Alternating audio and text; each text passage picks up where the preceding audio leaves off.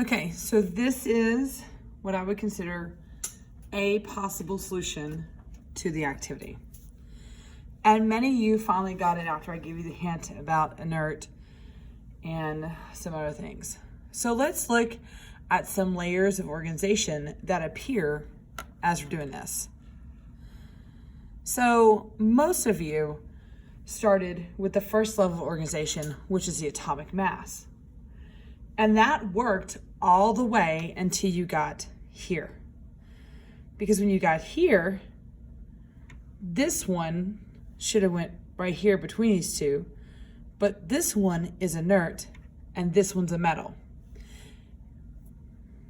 And so it forced you to have to use a second level organization,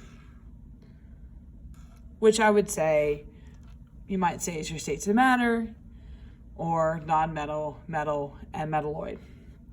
And so what we end up with is non-metals on one side. And really, hydrogen really belongs over here, but it really doesn't belong over here. It kind of doesn't fit. And so some of y'all kind of stumbled across with that because these two here, we're going to talk about this in a little bit, they had color with them, and hydrogen, when you read the card, doesn't have color. And so some of you also picked up on that word metalloid, and I miswrote that, okay? So the red is metalloids, not metal, because the rest over here are metals. I fixed on that slide.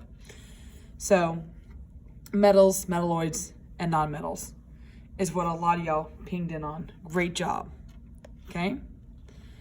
And so then I asked the question, what's the difference between metals and non-metals and metalloids? Okay, and so some words you might have said when you did this was, maybe you might have said that metals have luster, are malleable, which means we can bend them into sheets. Maybe you said, well, I can make wires out of them, which means ductile.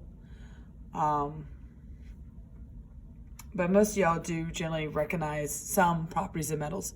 Non-metals are not going to have those properties. A metalloid is going to be in between those properties. It's going to have a little bit of metal properties and a little bit of non-metal properties with it.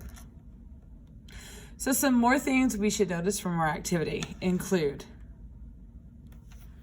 this group here. We talked about them already. We called them inert. They could also be called our noble gases. I did hear some people talk about valence electrons. Yes, that group's going to have a full shell of electrons, which is why they're non-reactive. And everything else wants to build towards them. So those are our noble gases. And that's a vocab word. So again, inert means non-reactive. Then we have this group, and some of y'all read these and noticed there was a color that's associated with them. Absolutely. In fact, when I go down that group, fluorine is like a yellow gas, chlorine is a yellow-green gas, bromine is a liquid actually, and it's brown. Iodine is purple, and it's a solid, and so forth. So this is our color group here. They have colors. Okay, and then the metalloids, they're going to form a stair step as they go down the periodic table. So our next metalloid would be here, and then if we went to the next row, here, here, and here. So another trend you'll see. And then some of y'all, we talked about these over here. These were soft, silvery metals. All of these. And they react with water. In fact, as I move down this group, they become more violent in water. This group here, if you read the cards, they were silvery white. They also react in water, but not as much as the group in front of them. Okay, but reactivity does increase as they go down that periodic table. And so then I threw the white cards in there. And the white cards were kind of all over the place. And what they should have done was it should have made you change your periodic table and widen that periodic table. And they explain why we have that gap between row 2 and row 3. That gap is called transition metals, which is also where the intertransition metals fit as well.